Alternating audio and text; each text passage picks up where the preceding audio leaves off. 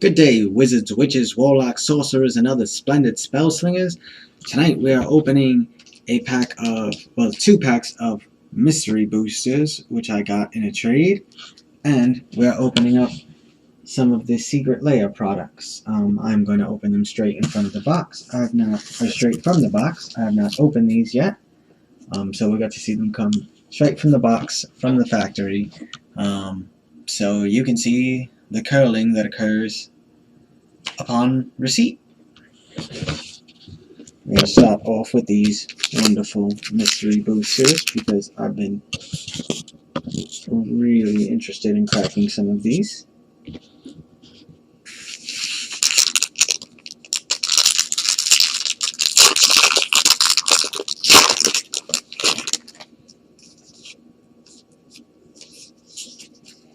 And so,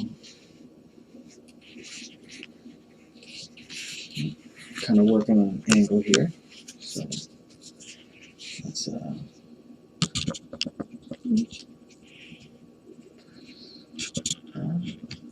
let's see. Sorry, I should have worked out some of the technical aspects ahead of time, but I didn't. So, I get what I get. Oh, well, here. That might work a little bit better, huh? So we got Borrowed Grace. So, I don't know if you noticed, but these are coming from different sets. If you didn't know the way the mystery boosters work, it's a bunch of cards from all sorts of different sets. They were sent out at the height of the pandemic to LGSs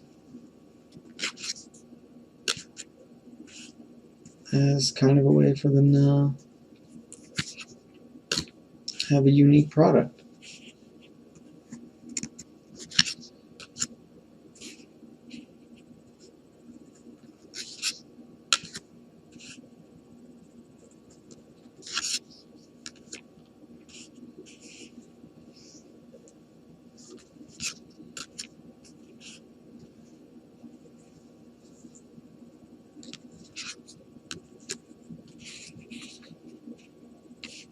We have a cool little wall we can use in our Arcane Strategist deck. Who is this? Alesha who smiles at death. First strike. Whenever Alesha who smiles at death attacks, you may pay 2 white or 2 black, or either or, in any manifestation of white or black. If you do, return target creature card with power 2 or less from your graveyard to the battlefield tapped and attacking. I like that. It's definitely a deck I can use. I'm actually building a red commander deck, and I think this is definitely going in it. Helix Pinnacle, enchantment, shroud, X. Put X tower counters on Helix Pinnacle at the beginning of your upkeep. If there are 100 or more tower counters on Helix Pinnacle, you win the game.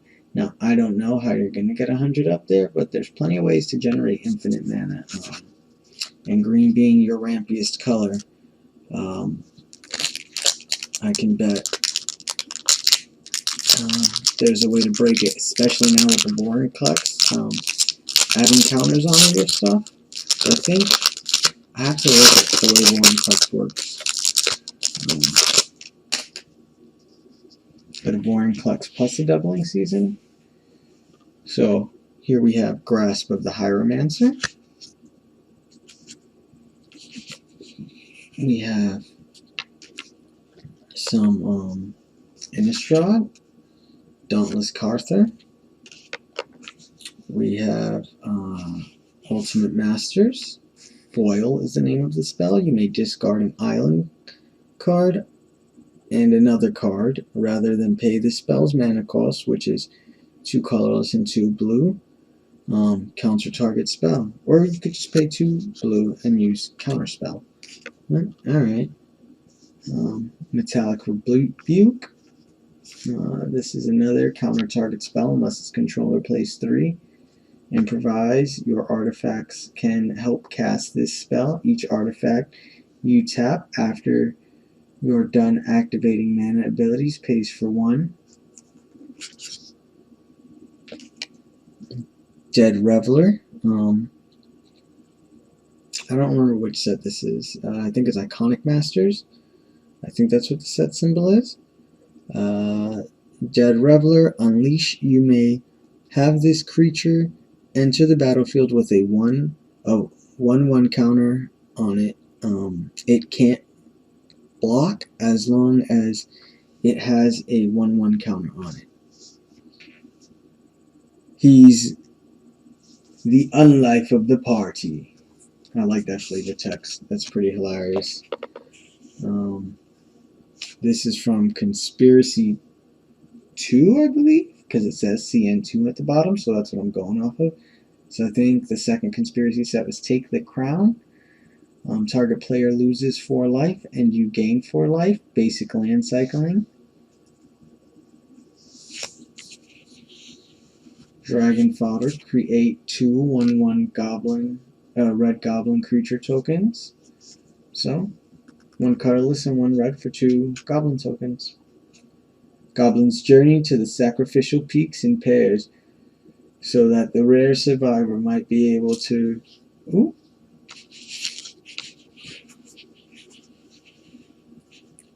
Ooh. So the rare survivor may be able to...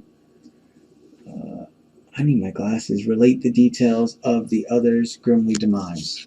Sorry about that, guys. Genju of the Spires.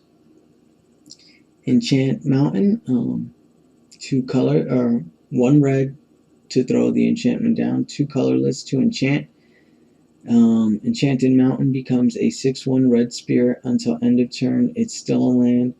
When Enchanted Mountain is put into the graveyard, you may return Genju of the Spires from your graveyard to the hand. I can see this in like the Zalortha something of strength. It's the Godzilla card, because the Godzilla card makes creatures power their defense as well. Seek the Horizon. I have no idea what set this is from. Search your library for up to 3 basic land cards. Reveal them and put them into your hand. Then shuffle your library. And this is for 4 mana. There's always a use for cards like that. Clipped Wings, and that's from Innistrad. Each opponent sacrifices a creature with flying.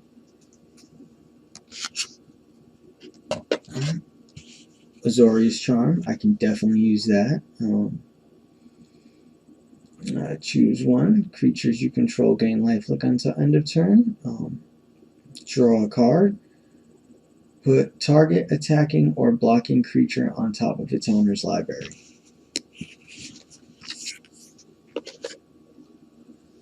Crystal Chimes. Sacrifice Crystal Chime. Return all enchantments from your graveyard to your hand. So I can definitely see this with the Theros set that came out. Theros Beyond Death. Because a lot of the creatures were enchantments. So yeah, you can basically return all your creature cards to your hand using this. Well, your enchantment creatures. Hurricane. I was actually just looking to buy this card recently. No crap. Like, I was literally just looking at buying this card. I can show you my TCG player history. Hurricane deals X damage to each creature with flying. And each player. I like Hurricane. And it's X and a green. Mycolith. Fungus. At the beginning of your upkeep, create a 1/1 green sapling creature token for each 1/1 counter on Mycolith. Devour 2. As this enters the battlefield, you may sacrifice any number of creatures. This creature enters the battlefield with twice that many 1/1 counters on it. And this is 2 green and 3 colorless. And if you use this with Vorinclex, this is going to get real bad real fast. And then we have a foil Bramblewood Paragon, Elf Warrior. Each other warrior creature you control comes to play with an additional 1/1 counter on it. Each creature you control with a 1/1 counter on it has trample. So you can use this with Vorinclex. You can use this with the Elven Empire deck. You can use this in general with the Zendikar set because it had the different types. They were trying to get the whole party mechanic. Though I don't know if Warrior is a party mechanic, but there's warriors in so many sets. So this is useful, and it's 2 for 2 plus the ability. It's a colorless and a green. So I don't really see a downside to this card. Now we're gonna get to the what are we talking about here? What are we talking about? The thing with the stuff. The secret lair. So I can't really open this box without adjusting the camera, so we're going to adjust the camera. I want to show that this is the box. It's sealed up. I'm going to actually do a little bit of adjusting. I kind of set up on a chair here because it's the only thing that's got a decent amount of height to it. So yeah, kind of setting up on a chair, little rigging going on. So I'm trying to rig the camera up behind here, so please forgive me if the camera falls. I've had the camera on this box that I got the other day in a pack from Channel Fireball. What do I have to cut this box open? Damn it, I had a knife on me all day, and now I don't have my damn knife on me. But never when I need stuff do I have it, because I'm just that type of smart. I'm gonna crack it in the back. Probably shouldn't use a knife on a box with cards. Right? So I'm gonna take this paper out and so you guys can see the packing slip because it doesn't have any of my info on it. You see it's got Happy Little Gathering, Party Hard, Seb McKinnon, and Box of Rocks. I ordered the non-foil because I didn't want a bunch of curly boys. I should be getting squirrels. I did order that one separately because I have a member of my family who really likes squirrels, and I'm trying to get them to play, and they are resisting. So I figure the best way to get people to play Magic is to find things they like about Magic, or find things they like in general, and build them a deck around it. So that's what I'm going to attempt to do. Best way to get somebody into a hobby is to find shit they like. So we're going to open 7 McKinnon last, because that's probably the sickest of the arts. So I ordered the non-foil edition, and I got the foil edition, and I'll show you on the paperwork. And this was an issue that they said they had. Let's see, where does it say? Does it say non-foil on here?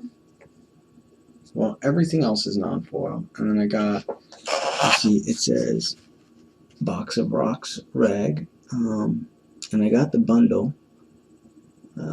It doesn't say about any other ones, but they did give me the wrong one, and I didn't want the foils because they curl. So let's check out this Happy Gathering foil edition. See what we got here.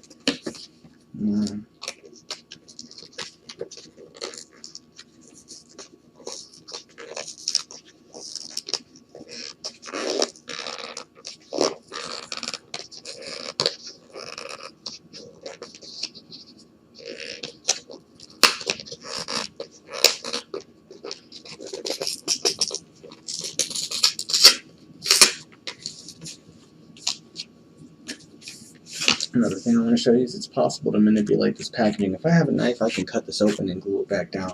So, you know, don't always trust your second-party sellers. It's already sketchy enough trusting Magic with this, or Watsy with this, because you see I ordered one thing, I got another thing, but now people might argue, oh, well, you're getting foils. Yeah, but I can't play with them. There are some things I do buy a foil, and that stuff goes in a sleeve on my wall a lot of the time, because I wanted the art. But I bought these cards specifically not foil because you can always use mana rocks, right? They might not be the best mana rocks, but there's a deck for them. You know, I can throw them in an Urza deck. Lands, you can always use lands. And Bob Ross lands, why not? I wouldn't use Bob Ross lands.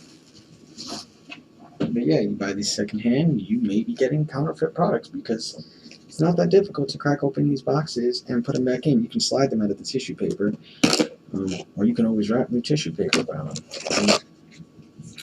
So, let's look at these Bob Ross lands. Let's take a look at what we got here. The art is magnificent, but it's Bob Ross, so we already knew that, right?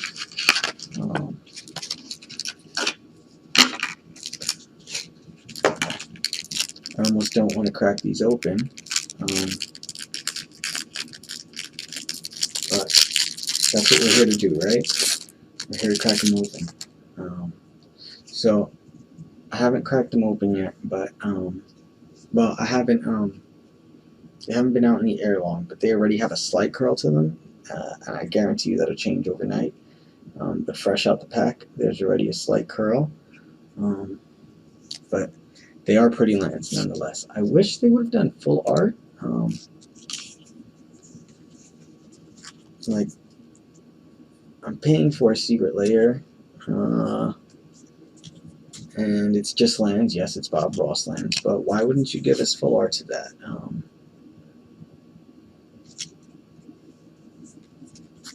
That swamp. I dig that swamp. Swamps are some of my favorite art. Forests are cool. I mean, all the lands have cool, but swamps have always been my favorite. And I don't play black very often. Black requires a lot of self-hate strategies, and I got enough of that going on in real life. So that mountain is pretty.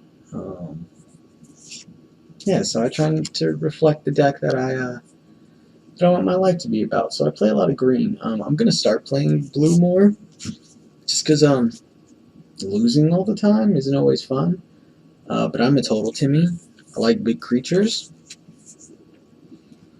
I like dinosaur decks. I like wolves, werewolves. I'm stoked for this werewolf set coming up. And let's check out the bonus card.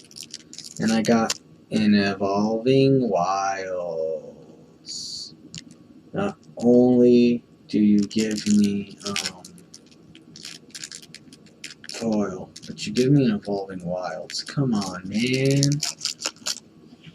I know it's a bonus, I shouldn't be sad, but I have so many Evolving Wilds that were my rares in packs.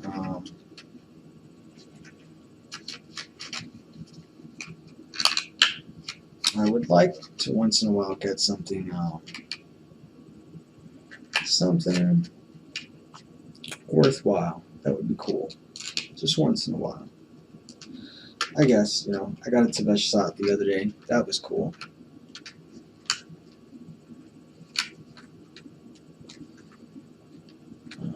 So that's going to go back in there. We're going to move on to the next box. We will do Box of Rocks. You guys cool with that? We don't really have a choice. No, you can turn this off, like always. There's plenty of other people doing unboxing, but I hope you'll stick around. I talk crap because I'm a crap talker. That's what I do. It's been so hard for me not to curse on here. There's been times I slip up, but I eventually want to use my hobby to have a platform, and they kind of frown upon cursing on YouTube. So I'm trying to better myself.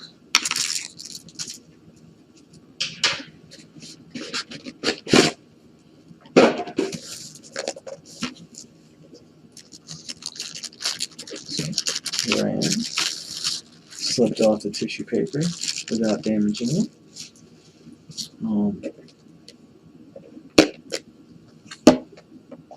This is pretty. This is so pretty. So instead of talking about how pretty it is, let me show you. I do think it was cool with the box of rocks, or not the box of rocks, but with the Happy Little Gathering, that they did give you a land as your card. That is neat. That you get another land against another Bob Ross land, the Evolving Wilds thing. But I am not going to be able to use that right away because I guess I'll put those foils up in the display.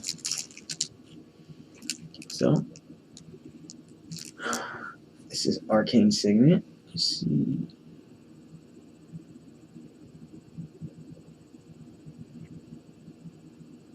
After using the signet to finish their miniaturization spell, the novice wizards realized they'd have big shoes to fill. Ha ha ha ha ha. This is my favorite art of the set. It's this chromatic lantern. It gives me very anime, what was that one anime that came out? Oh shit, I don't even know when it came out. I'm dating myself. The guy was obsessed with boobs and butts and stuff like that. He's like a greaser type of guy. I'm gonna have to get back to you on that one. I'll write it in the comments of the video at some point. You see a little almost sugar skull thing going on there. Very sick vibes. Very Soul Eater-esque almost. The shaman souls were drawn to the astral lantern like moths to the kaleidoscope flame. Commander Sphere. And this reminds me of Naruto. Because it's a toad frog creature holding a ball. Look at the happy sun and the happy moon. Yeah, that's interesting. Add 1 mana of any color of your commander's color identity. Sacrifice Commander Sphere, draw a card. Clutching the orb it found in the lake, the frog let out a croak of enlightenment.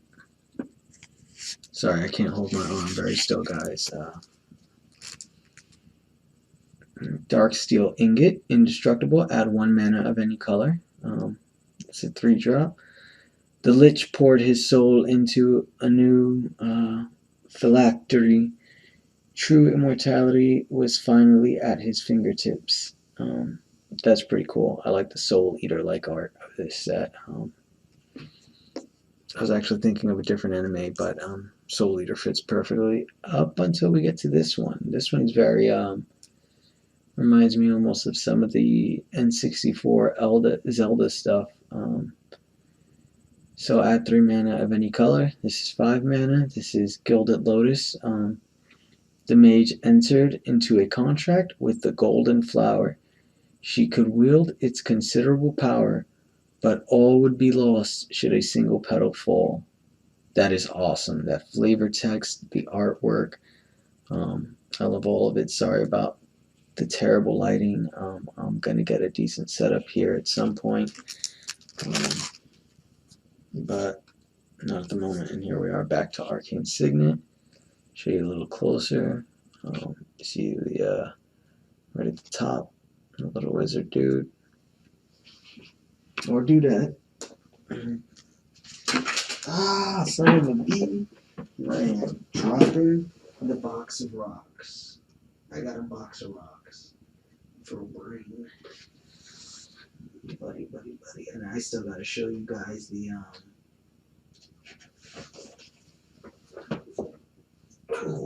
I gotta show you guys the card thing.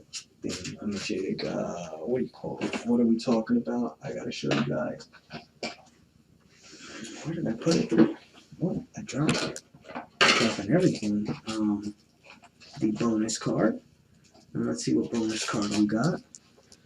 We got a Ral Storm Conduit. Whenever you cast or copy an instant or sorcery spell, Ral Storm Conduit deals 1 damage to target opponent or planeswalker. So this is, a spell slinging deck, of course. It's +2 to scry 1. Scrying's always good, especially to plus up your planeswalker.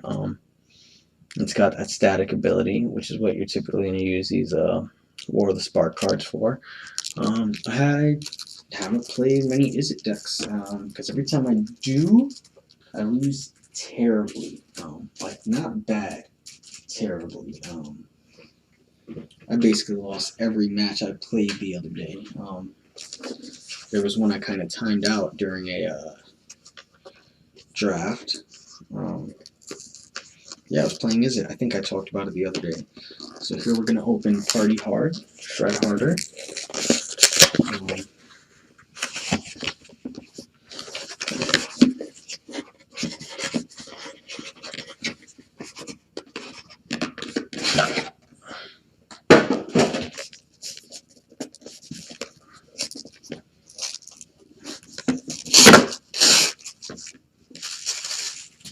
I'm not trying to prove any more points with this stuff. This is my favorite.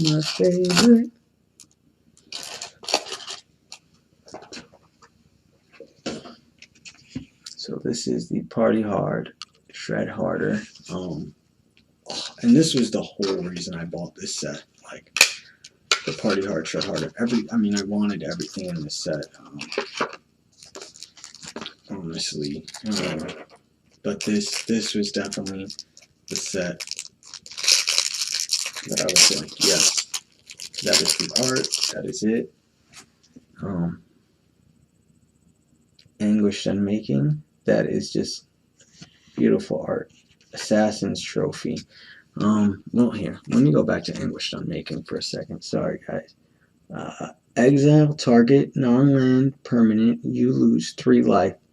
It's 1 black, 1 white, and 1 colorless. And you see the cost is right here. And instant, and then the explanation's down here. Yeah, that's the symbol. I think that's Avacyn's symbol. It's the Innistrad stuff. Here we go. Assassin's Trophy, typical. Costs 1 Golgari. So 1 green, 1 black. And it is an instant. Destroy target permanent and opponent controls. Its controller may search their library for a basic land card. Put it onto the battlefield, then shuffle their library. Assassin's Trophy. So, Decimate. Where are we going? Here we go. Destroy target artifact, target creature, target enchantment, and target land. So you got to destroy all 3. 2 colorless, 2 red, 2 green. So this is Gruul. We're in Gruul territory, and this is a very Gruul flavored card. I dig the art. I dig that you're destroying a whole bunch of crap, but I don't know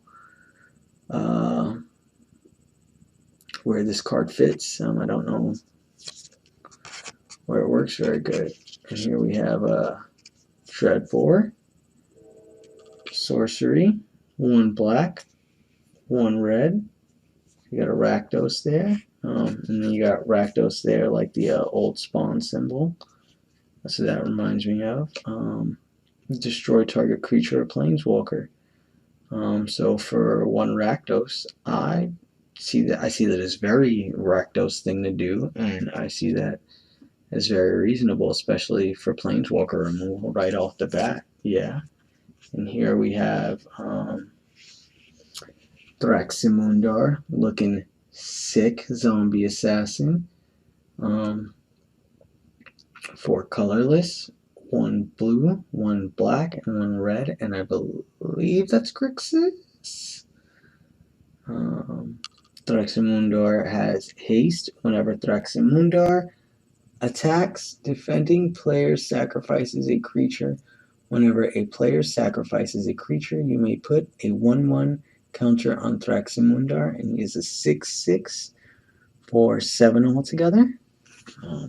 Yes, I really enjoy Thraximondar. The color, everything about that that particular planeswalker is or the art at least is on point. And here we have a Angrath from War of the Spark. Creatures you control have menace.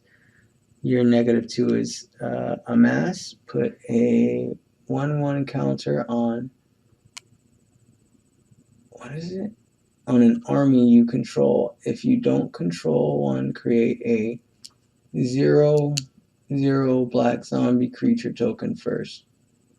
That's Angrath, Captain of Chaos.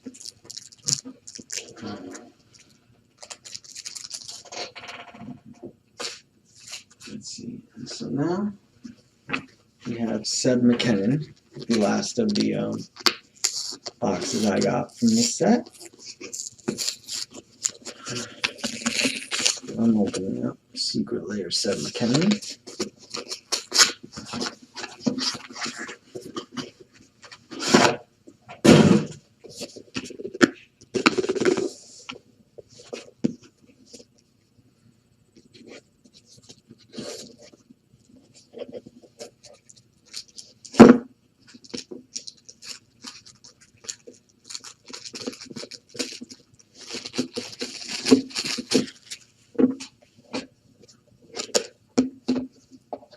This is amazing. I love it. I love this. So we're starting off with a swamp. Oh, this is just fantastic. So here we're starting off with a Seb McKinnon swamp.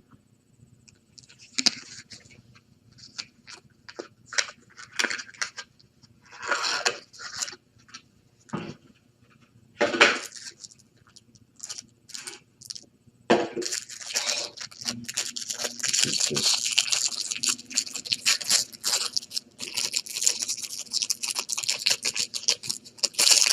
100% amazing. So we got a Seb McKinnon swamp. We got a Sower of Temptation. Let me get it. Sower of Temptation is a fairy wizard. You see there's a fairy right over the knight warrior, whatever he is there. Flying. When Sower of Temptation enters the battlefield, gain control of target creature for as long as Sower of Temptation remains on the battlefield. So that artwork, that flavor, or that the abilities and the art, this damnation art it's just perfect. Just look at the detail in that. That is just amazing. And if you guys haven't seen, Seb McKinnon's doing Kickstarter for some playmats. So yeah, check that out, because getting that as a playmat would be sick. Destroy all creatures. They can't be regenerated, and that's for 2 black and 2 colorless. All deeds once committed, repaid now in kind. Enchanted Evening. Seb McKinnon, Enchanted Evening.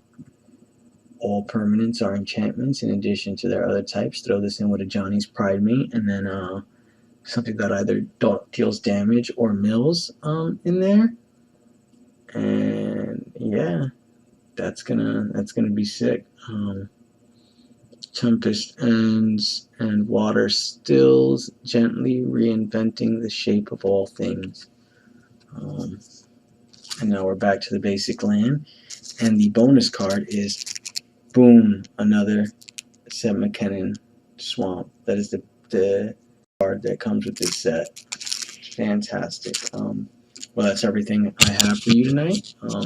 All you wizards, witches, warlocks, sorcerers, and other splendid spell slingers, have a wonderful evening.